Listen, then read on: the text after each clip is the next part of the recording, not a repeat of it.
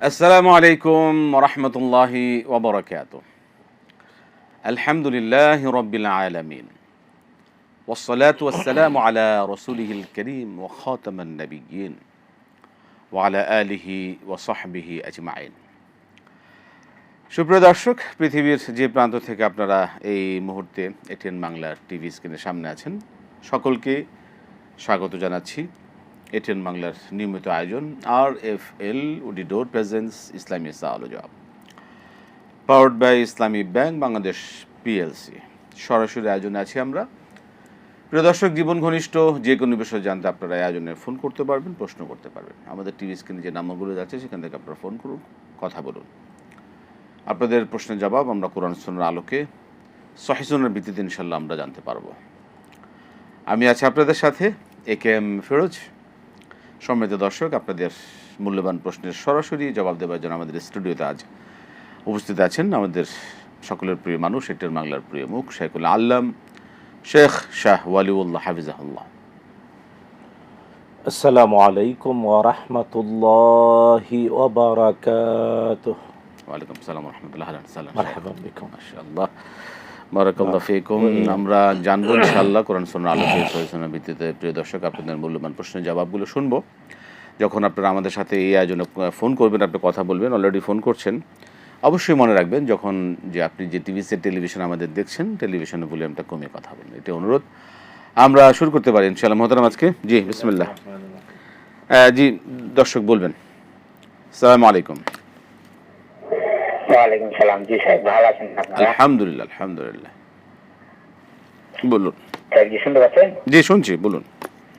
হ্যাঁ, আমার দুটি প্রশ্ন আছে। আমার প্রথম প্রশ্ন হলো যে, যেমন দুই বোনকে একসাথে বিয়ে করা হারাম, সেক্ষেত্রে স্ত্রী থাকাকালীন যাদেরকে বিয়ে করা হারাম করেছে, সে তাদেরকে বিয়ে যদি কেউ করে ফেলে, জেনে অথবা না জেনে, তার বিধান কি আর তার শাস্তি কি হবে?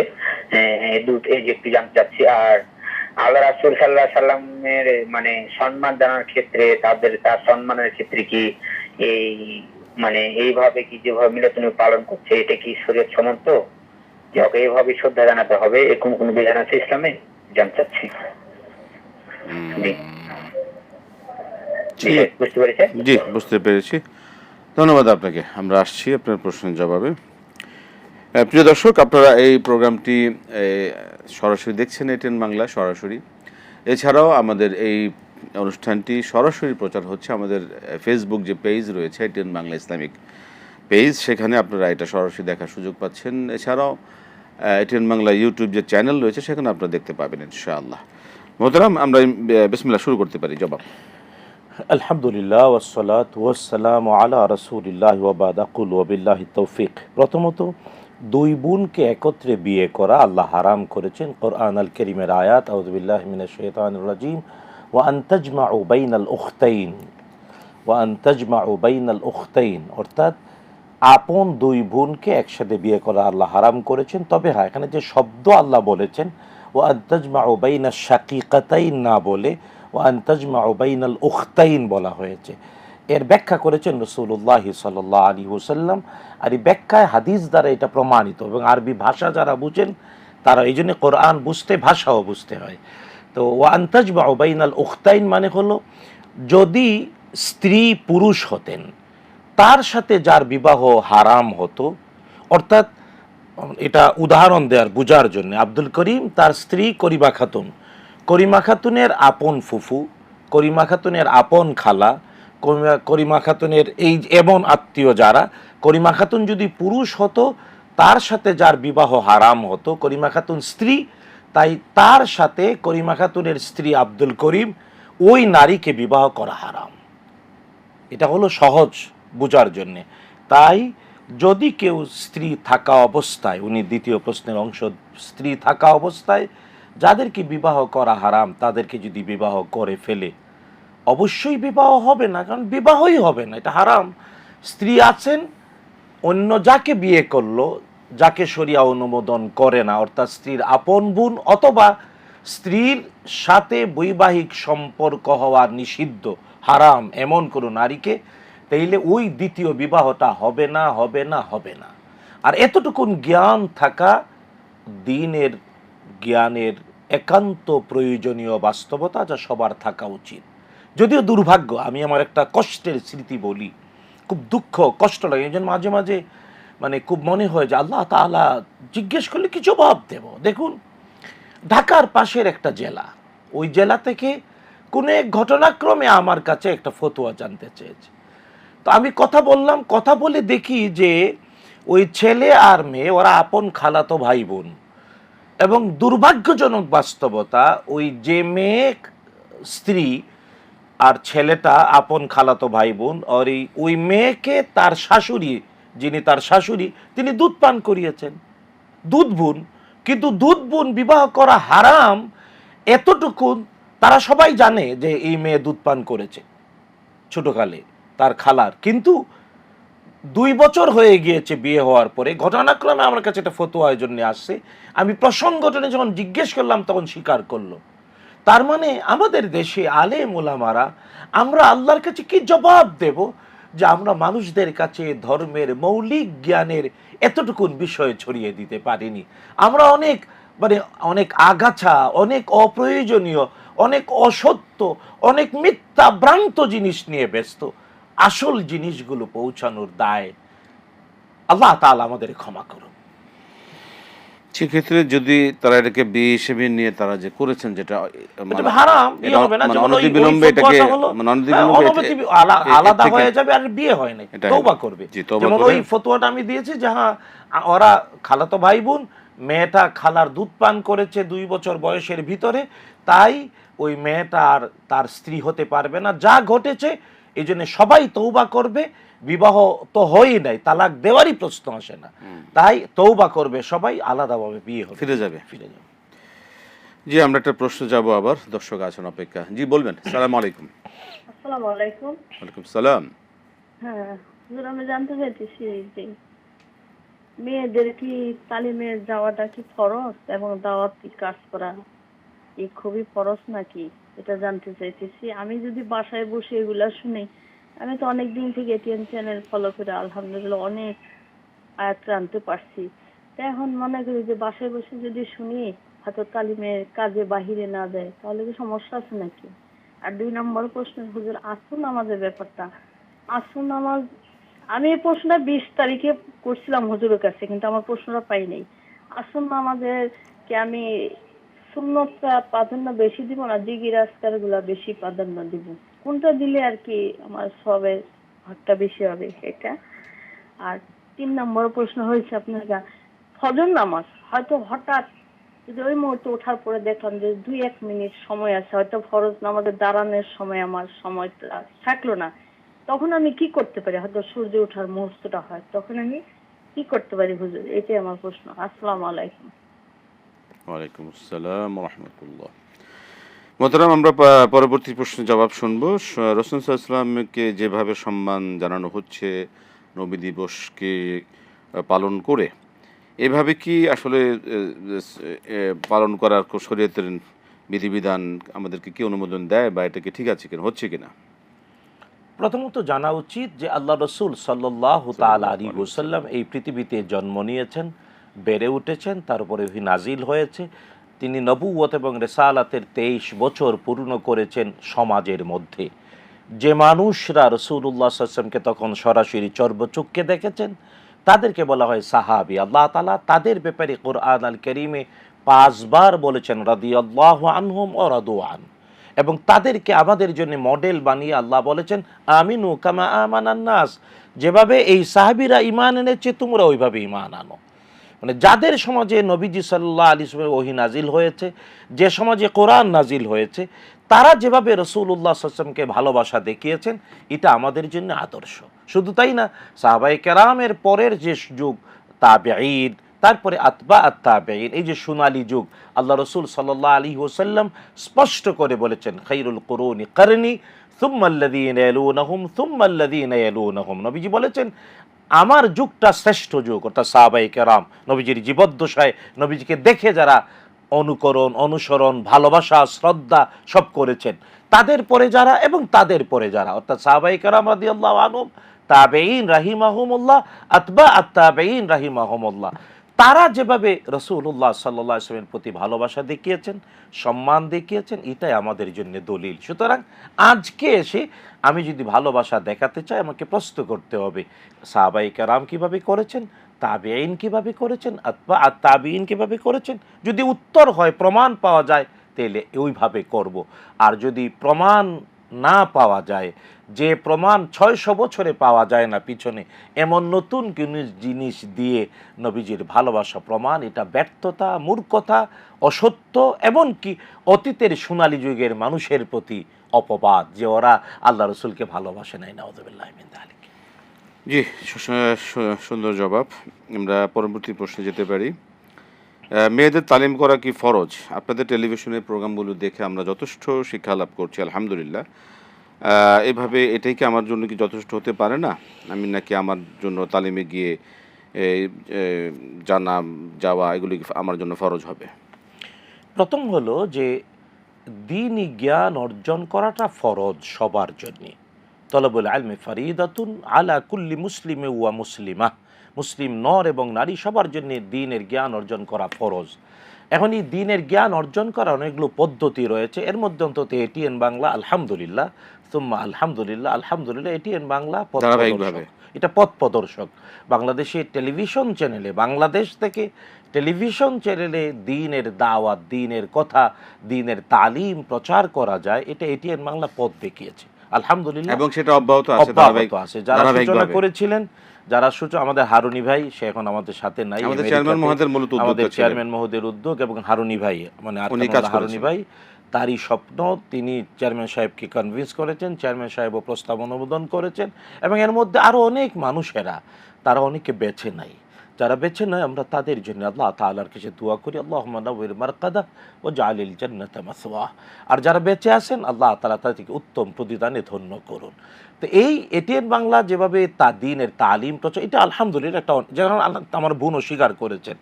তো এখন প্রশ্ন হলো, মেয়েরা তালিমে যাবে দ্বীন শিখতে যদি সত্যিই যথাযথ, বিশুদ্ধ, এমন যিনি শিক্ষা দিচ্ছেন তিনি জ্ঞানী হন, তিনি নিজে, তার একাডেমিক ব্যাকগ্রাউন্ড রয়েছে, তার শিক্ষাগত যোগ্যতা রয়েছে, একাডেমিক ব্যাকগ্রাউন্ড রয়েছে, যথাযথ সত্য জানেন, তার কাছ থেকে যেতে পারে।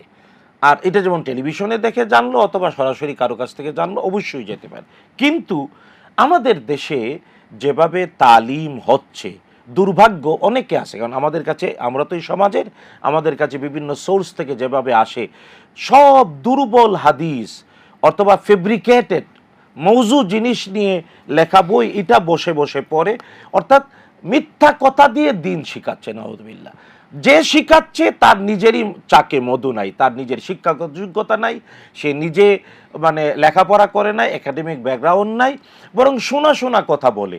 আল্লাহ রাসূল সাল্লাল্লাহু আলাইহি ওয়াসাল্লাম সতর্ক করেছেন, এক ব্যক্তির কাফা বিল মারই কাযাবান আও কাযিবান আইয়ুহাদ্দিসা বিকুল্লি মা সামিআ, এক ব্যক্তির মৃত্যু হওয়ার জন্য এতটুকুন যথেষ্ট, যা শুনে তা বলে বেড়ায়, নিজেকে বিচার করার যোগ্যতা নাই।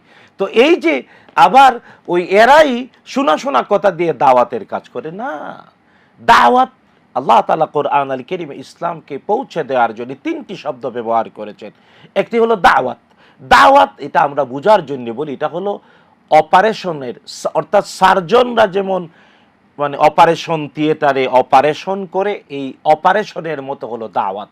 সার্জনের যোগ্যতা যার আছে সেই কেবল অপারেশন থিয়েটারে ঢুকে, যার যোগ্যতা নাই সে ঢুকতে পারে না, ন্যাচারাল ডাক্তার হলেও পারে না। তার মানে সার্জনের মতো যোগ্যতা সম্পন্ন ব্যক্তির দায়িত্ব দাওয়াত দেওয়া। 2 নাম্বার, কোরআন আল কারীমে আল্লাহ বলেছেন তাবলীগ, বাল্লিগু আন্নী ওয়ালাউ আয়া, পৌঁছে দাও। কে পৌঁছে দেবে?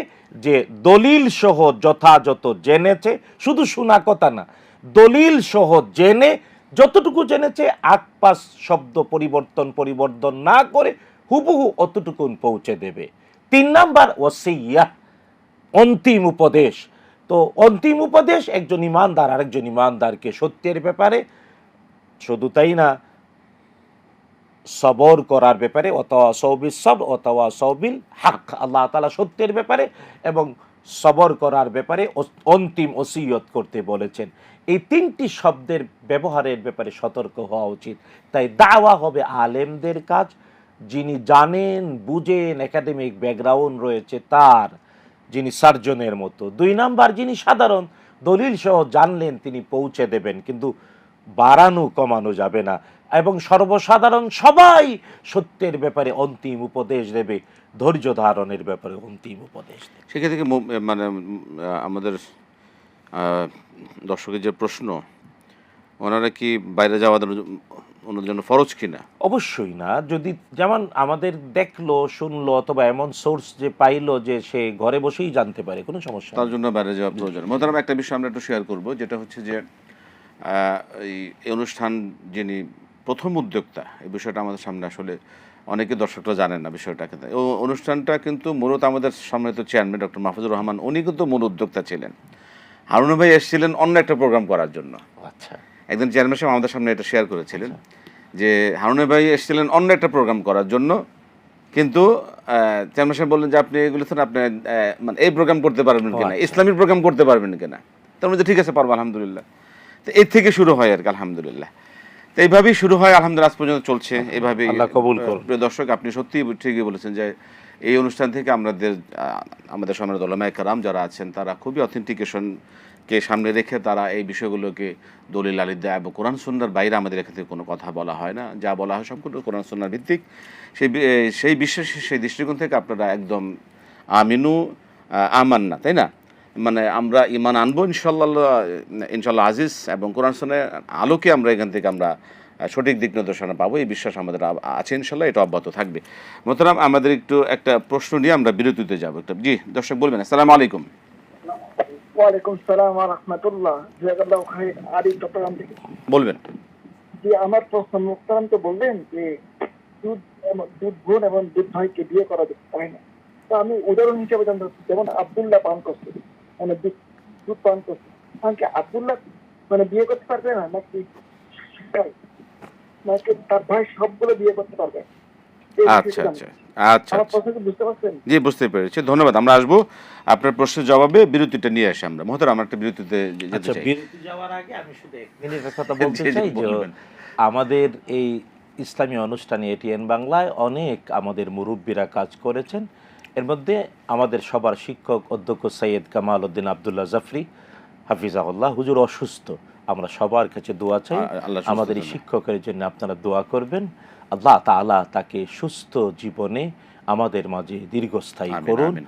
আল্লাহ তাআলা তাকে হেফাজত করুন, আমিন, কবুল আমিন, করুন। আমিন। আমিন। প্রিয় দর্শক, একটা বিরতিতে যাচ্ছি, ফিরে এসে ইনশাল্লাহ আরও শুনবো।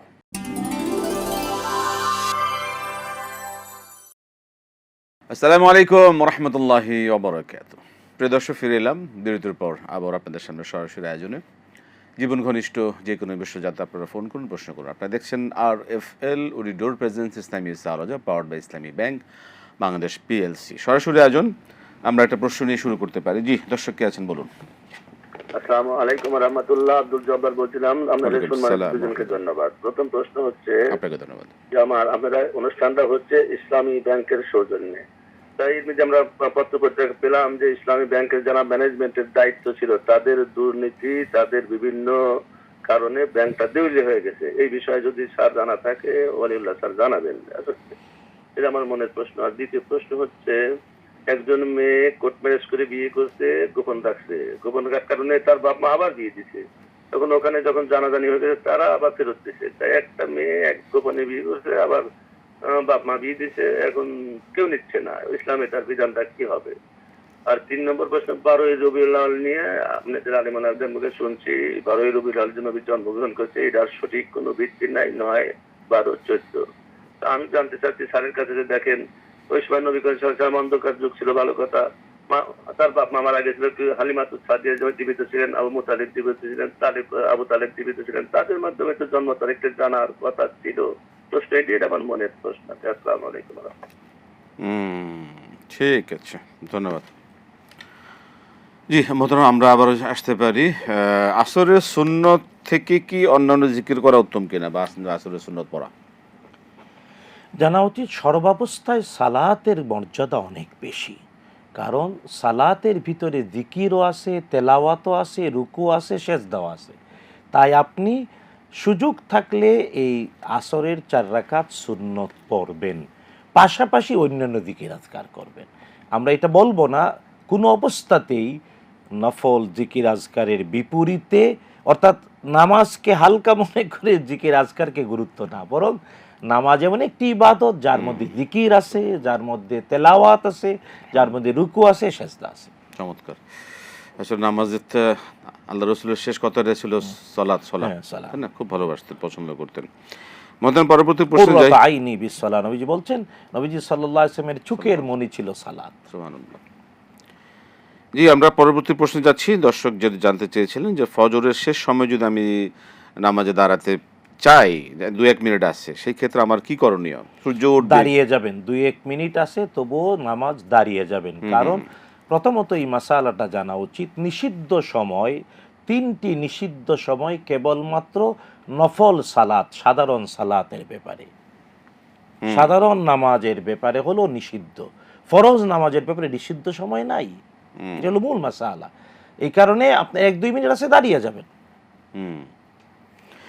আরিফ সাহেব, প্রশ্নটা খুব ইন্টারেস্টিং যে দুধ ভাই তো একজন দুধ পান করছে, তার যদি আরো ভাই থাকে বা বোন থাকে, তাদেরকে কি বিয়ে করা যাবে কিনা? মূল ব্যাপারটা হলো মানুষের আত্মীয়তার সম্পর্ক তৈরি হয় 3টি মাধ্যমে। একটা হলো রক্তের মাধ্যমে, রক্ত, আরেকটা হলো বৈবাহিক, আরেকটা হলো দুগ্ধপান। রক্ত এবং বৈবাহিক সম্পর্কের দ্বারা মিরাস বা উত্তরাধিকারীও হয়, কিন্তু দুগ্ধপানের দ্বারা সব কিছু হয়, কেবল উত্তরাধিকার বা মিরাস হয় না। আমি আবারও বলছি, দুগ্ধপানের মাধ্যমে সম্পর্কের যা সবই হয়, এক ভাই দুধ পান করলো সবাই দুধ ভাই, সবাই দুধ বোন, কেবলমাত্র মিরাস পাবে না। আমি বুঝাতে পারছি কিনা জানি না, ব্যাপারটা খুবই স্পষ্ট। এক ভাই একজন নারীর দুধ পান করলো, সে তার ওই ছেলের জন্য অন্য ছেলেরা সব দুধ ভাই বোন হয়ে গেল। ওই ছেলের আপন ভাই বোনেরও মানে রক্তের সম্পর্কের মতো দুধপানের সম্পর্ক হয়ে গেল, সবার জন্য দুধ। এদের সাথে বিবাহ মানে অবশ্যই হবে, বিবাহ করা হারাম। কারণ রক্তের সম্পর্ক এবং বৈবাহিক সম্পর্কের মাধ্যমে যেভাবে সম্পর্ক তৈরি হয়, দুধপানের মাধ্যমে ওইভাবে সম্পর্ক হয়। পার্থক্য কেবল একটা, দুধপান এবং রক্তের সম্পর্কে উত্তরাধিকার পায়, মিরাস পায়, মৃত্যুর পরের সম্পত্তি, আর দুধপানের দ্বারা কোনো মিরাস পায় না। আমরা ক্লিয়ার। চমৎকার উত্তর। মোহতারাম, পরবর্তী প্রশ্নে যেতে পারি। ইসলামী ব্যাংক নিয়ে যে এই যে বিভিন্ন অবস্থান, সেই ক্ষেত্রে আসলে আমরা ইসলামী ব্যাংকে কিভাবে নিতে পারি? না, আব্দুল জব্বার সাহেব রাইটলি বলেছেন, এটা সচেতন মানুষজনেরও সবারই কথা, যে একটা বিশেষ সরকার বিশেষ আমলে মানে যেভাবে দুর্নীতি হয়েছে, এতে ইসলামী ব্যাংকের ভিতরের কিছু লোকজনও দুর্নীতিকে আশ্রয় দিয়েছে, প্রশ্রয় দিয়েছে। কারণ ব্যাংক ব্যবস্থাটাই এমন যে 1 পয়সাও ঢুকলে রেকর্ড হয়ে ঢুকে, 1 পয়সাও যদি বের হয় তাও রেকর্ডের ভিত্তিতেই বের হয়। তাই ব্যাংকের ভিতরে থেকে, রেগুলেটরি অথরিটি থেকে, অথবা সব জায়গায় শয়তান, দুষ্ট, দুরাচারীদের মানে প্রভাব ছিল, সম্পর্ক ছিল এবং ক্ষমতা ছিল, সব জায়গা থেকেই জড়িত ছিল। সকল জায়গা থেকে জড়িত থেকেই এত বড় মানে দুর্ভাগ্যজনক বিষয় ঘটেছে, দুর্নীতি হয়েছে। মানে এটা সত্যি প্রত্যেকটা সচেতন মানুষ মাত্রই বুঝে। তার মানে এটা ইসলামী ব্যাংক বাংলাদেশ লিমিটেডে কর্মকর্তা কর্মচারী অধিকাংশরাই ভালো, কিন্তু মুষ্টিময় কয়েকটা, এর মধ্যে কিছু এখন জেলে টেলেও আছে, পালিয়ে টালিয়েও আছে। হ্যাঁ, কিছু দুষ্ট দুরাচারীরা প্রশ্রয় দিয়েছে, আর এটা প্রভাব খাটিয়েছে অনেক জায়গা থেকে, এই জন্য এত বড় দুর্নীতি হয়েছে। জি, একটা প্রশ্ন নিই আমরা। জি, দর্শক বলবেন। আসসালামু আলাইকুম। জি, ওয়ালাইকুম আসসালাম ওয়া রাহমাতুল্লাহ। বলুন। আমি মোহাম্মদ হোসেন হায়দার, জি, গ্রাম আস্তাপুর, পটুয়া সার্ভিস থেকে প্রশ্ন করছি। বলুন। আমার প্রশ্ন হলো, ঈদে মিলাদুন নবী এই শব্দের উৎপত্তি এবং এই দিনে মিছিল করা, মিটিং করা, তারপরে আপনার ওই যে জশ্ন জলুস করা, এই বিষয়ে কোরআন ও হাদিসের আলোকে হুকুমটা কি? মোহতারাম, এই বিষয়ে একটু আগে বলেছেন, তো ঠিক আছে, এরপরও সুযোগ থাকলে আমরা শুনবো। ধন্যবাদ আপনাকে। জি, বলা হয়েছে, এই বিষয়ে আলোচনা করা হয়েছে, মোহতারাম তো একটু আগে করলেন। মোহতারাম, কোর্ট ম্যারেজ হলো, এরপরে বাবা মা আবার বিয়ে দিল, এই যে বিয়ে হতে আছে এই বিষয়ে আমরা শুনবো। একটা বিরতি নিয়ে আসি মোহতারাম, একটু সময় দিবেন। প্রিয় দর্শক, আবারও সময় হলে বিরতি নেবার। আপনারা দেখছেন RFL অডিটর প্রেজেন্স ইসলামী আলোচনা powered by Islami bank Bangladesh PLC. আমরা আসছি বিরতির পর আবারও আপনাদের সামনে সরাসরি আয়োজন ইনশাআল্লাহ।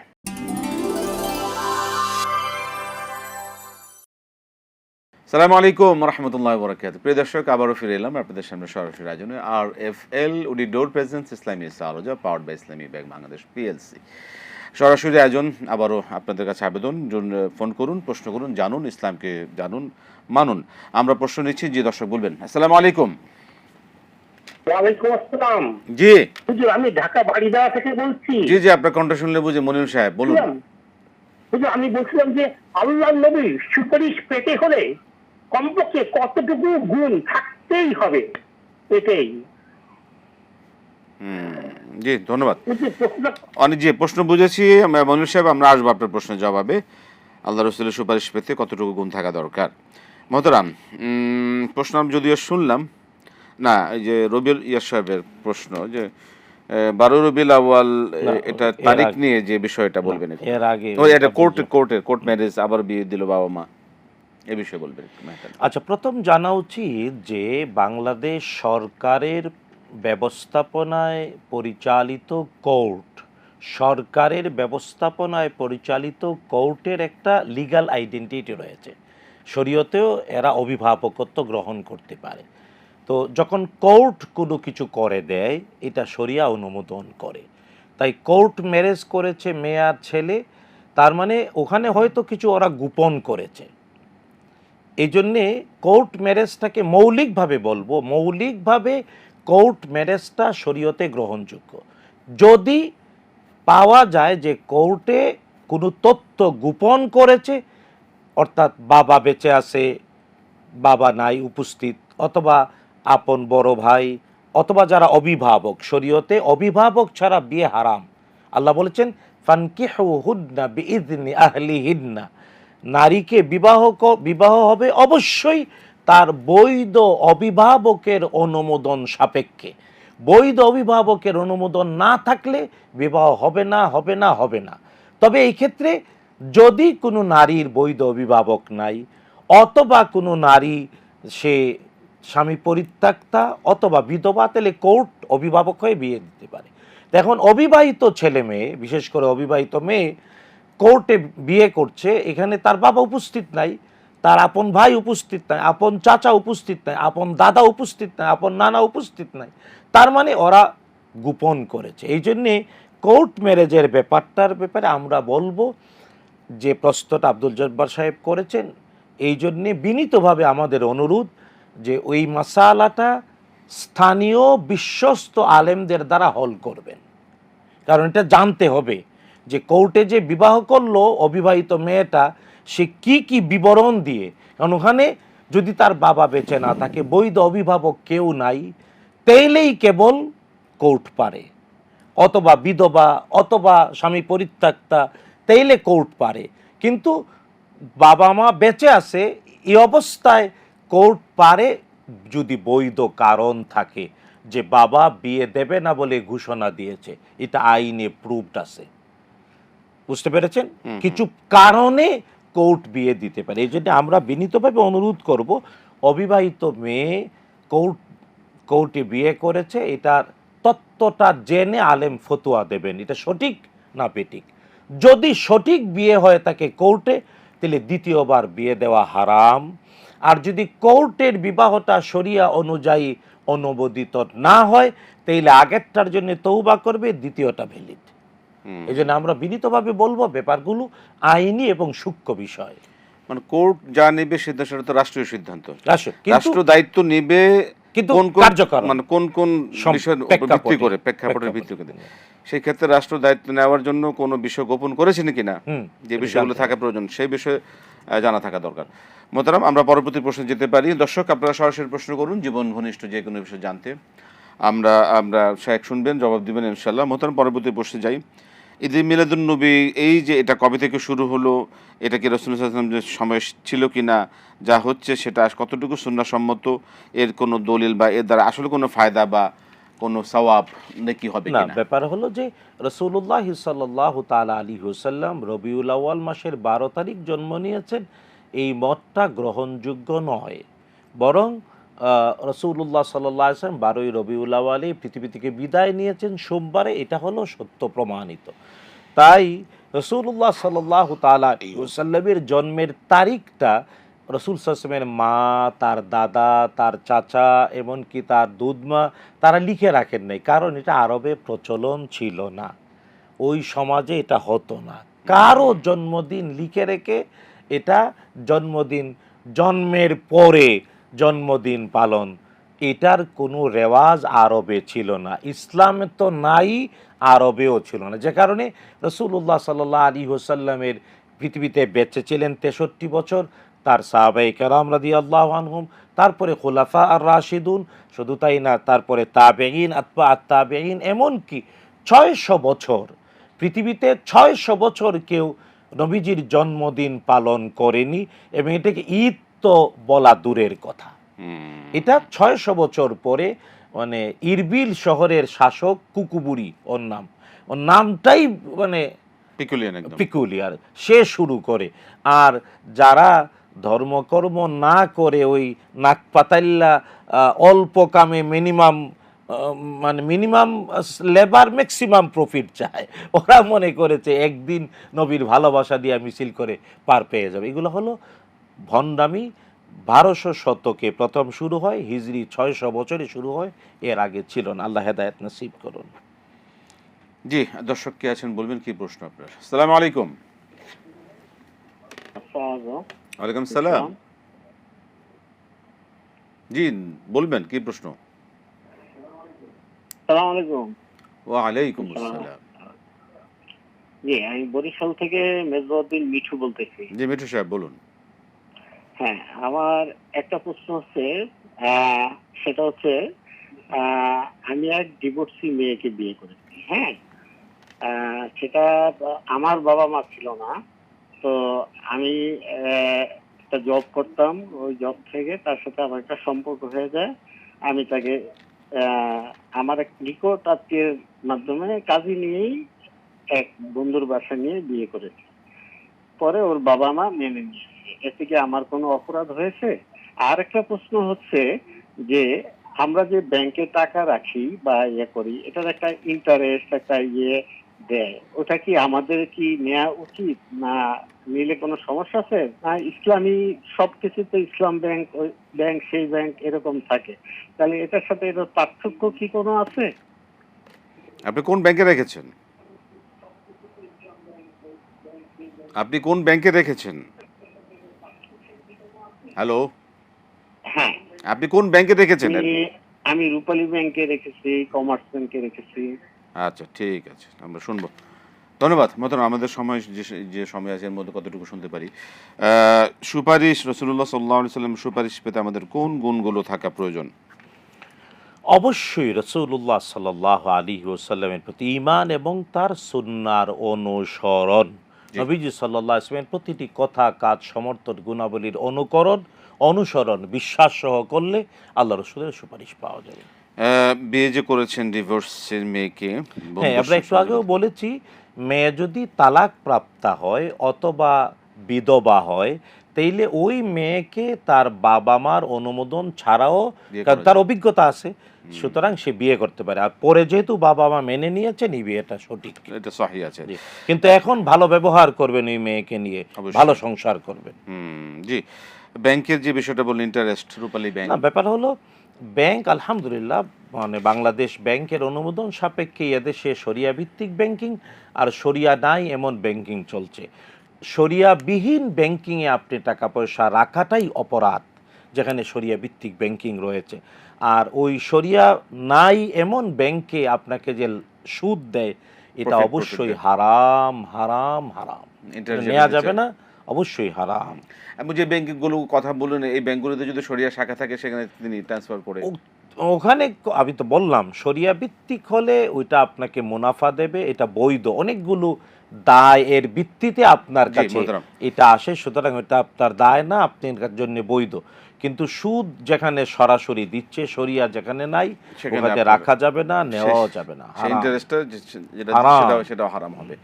এগুলি জেনে বুঝে আমাদেরকে লেনদেন করতে হবে। মোহতারাম, অনেকগুলো বিষয় অবগত হলাম, আলহামদুলিল্লাহ, জাযাকাল্লাহ খায়ের, বারাকাল্লাহ, আপনাকে অসংখ্য ধন্যবাদ, বারাকাল্লাহ ফিকুম, হায়াকাল্লাহ। প্রিয় দর্শক, এইভাবে আমরা প্রশ্ন করব, জানবো, জানা মানা আমাদের জন্য প্রত্যেকের জন্য খুবই গুরুত্বপূর্ণ। এটিএন বাংলা এই জন্য আপনাদের জন্য আয়োজন করে থাকে প্রতিদিন রবি থেকে বৃহস্পতিবার এই সময়। আপনারা আমাদের পাশে থাকবেন, জানবেন, ইনশাআল্লাহ আল্লাহ পাক আপনাদের সকলকে জানার মানার তৌফিক দান করুন। আজকে শেষ করতে হচ্ছে, বিদায় নিচ্ছি। আসসালামু আলাইকুম ওয়া রাহমাতুল্লাহি ওয়া বারাকাতুহু।